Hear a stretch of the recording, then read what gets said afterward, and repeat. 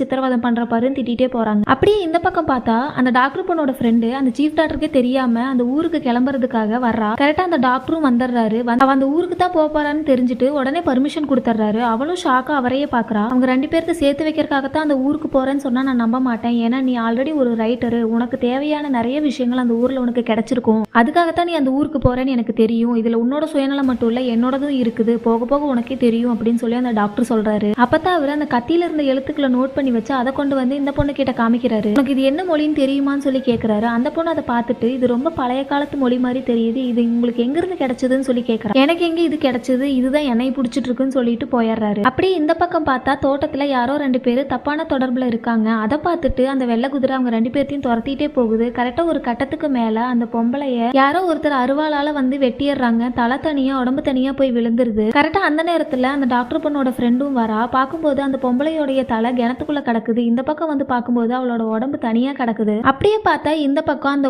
ஊருடைய வாத்தியார் ஒருத்தர் அந்த டாக்டர் பொண்ணோட அப்பாவை தேடி வராரு. அங்க வந்து பார்க்கும்போது அவரு திருட்டு நடந்த விஷயமா இன்ஸ்பெக்டரை பார்க்க போயிட்டதா அவங்க வீட்டுல சொல்றாங்க. உடனே அவரு ஊருக்குள்ள என்னென்னமோ நடக்குது, திருட்டு கொலை, அது மட்டும் இல்லாம அவரோட பையனுடைய சர்டிபிகேட் முதற்கொண்டு காணாம போயிருக்கு, அதையெல்லாம் சொல்லிட்டு இருக்காரு. இது எல்லாத்துக்குமே நம்ம கருப்பசாமி தான் முடிவு சொல்லணும்னு சொல்லிட்டு இருக்காரு. அப்பதான் அந்த டாக்டர் பொண்ணுடைய அண்ணா வந்துட்டு சர்டிபிகேட் தொலைஞ்சதுக்கெல்லாம் சாமி கோயிலுன்னு சொல்லிட்டு இருக்காம அதுக்கான ஏற்பாடு பண்ணுங்க, இன்னும் ஏன் இப்படியே இருக்கீங்கன்னு சொல்லிட்டு போறாரு. கரெக்டா அந்த டைமுக்கு அந்த வாத்தியாரோட பையனும் அந்த இடத்துக்கு வந்துடுறான். அவகிட்டயும் அவரு நான் கருப்பு கோயிலுக்கு போய் சாமி கும்பிட்டுட்டு வரேன்னு சொல்லிட்டு போறாரு. அங்க போய் அவரு கருப்பு கோயில் கிட்ட அந்த சாமி முன்னாடி நின்று நகை பணம் எல்லாமே திருட்டு போயிருச்சு, அது கூட எனக்கு கவலை இல்லை, ஆனா என் பையன் கஷ்டப்பட்டு படிச்ச சர்டிபிகேட் கூட எல்லாமே காணாம போயிருச்சு, எனக்கு அந்த நகையும் பணமும் கூட வேண்டாம், தயவு செஞ்சு என் பையனோட சர்டிபிகேட்டை மட்டும் திருப்பி எனக்கு கண்டுபிடிச்சு கொடுன்னு சொல்லிட்டு அந்த சாமி கிட்ட நின்று பயங்கரமா அழுதுட்டு இருக்காரு. தினம் தானே நான் இதுக்காக அழுகிறனே, உனக்கு காதே கேட்காதான்னு சொல்லிட்டு அந்த சாமியை சத்தம் போட்டு பேசிட்டே அழுதுட்டு இருக்காரு. அப்ப கரெக்டா அந்த வெள்ளை குதிரை வந்து நின்று கத்திட்டு இருக்கு. இவரு உடனே பார்த்துட்டு சாமி வந்துட்டியான்னு சொல்லி கீழே விழுந்து கையெடுத்து கும்பிட்டு இருக்காரு. அப்பதான் பின்னாடி ஒரு குரல் வருது. அந்த குரல்ல